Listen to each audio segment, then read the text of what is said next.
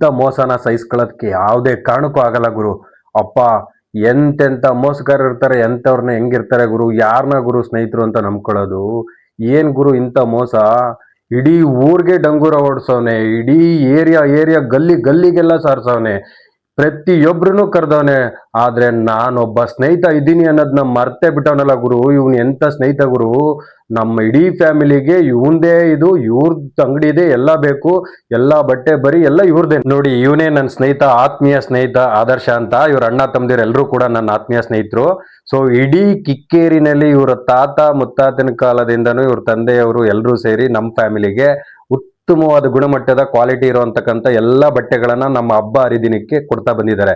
So ಇವತ್ತು ಇಡೀ ಊರಿಗೆಲ್ಲ ಸಾರಿಸಿ ಎಲ್ರಿಗೂ ಇನ್ವಿಟೇಷನ್ ಕೊಟ್ಟು ನಮ್ಮನ್ನ ಪ್ರೀತಿಯಿಂದ ಅಣ್ಣ ಅಣ್ಣ ಅನ್ಕೊಂಡು ಸೀರೆ ಆಫರ್ಗಳು ಬೇರೆಯವ್ರಿಗೆಲ್ಲ ಕೊಟ್ಟಿದ್ದಾನೆ, ನನ್ನನ್ನು ಮಾತ್ರ ಇನ್ವೈಟ್ ಮಾಡಿಲ್ಲ. ಸೊ ಇದೆಷ್ಟು ಮೋಸ ಅಲ್ವಾ ಸ್ನೇಹಿತರಲ್ಲಿ? ಇದು ಮೋಸ ತಾನೆ. ಆದ್ರೂ ಪರವಾಗಿಲ್ಲ, ನಾನು ಬೆಳಿಗ್ಗೆ ಟಿಫನ್ ಮಾಡಕ್ ಹೋಗ್ಬೇಕಾದ್ರೆ ಇವ್ರ ತಂದೆ ಸಿಕ್ಕಿ ನನ್ನನ್ನು ಬಾರಪ್ಪ ಅಂತ ಕರೆದು ಇನ್ವಿಟೇಷನ್ ಕೊಟ್ಟಿದ್ದಾರೆ. ಮಿಸ್ ಮಾಡ್ದೇನೆ ನಾಳೆ ಬೆಳಿಗ್ಗೆ ನಾನು ಹೋಗಿ ತಾಯಿ ಕಿಕ್ಕೇರಮ್ಮನವ್ರ ಜೊತೆ ಇವರ ಕಾರ್ಯಕ್ರಮಕ್ಕೆ ಅಟೆಂಡ್ ಮಾಡಿ ನಾನು ನನ್ನ ಫ್ಯಾಮಿಲಿಗೆ 1,000 ರೂಪಾಯಿಗಿರೋ ಆ 4 ಸೀರೆನ ನಾನು ತಗೋತೀನಿ.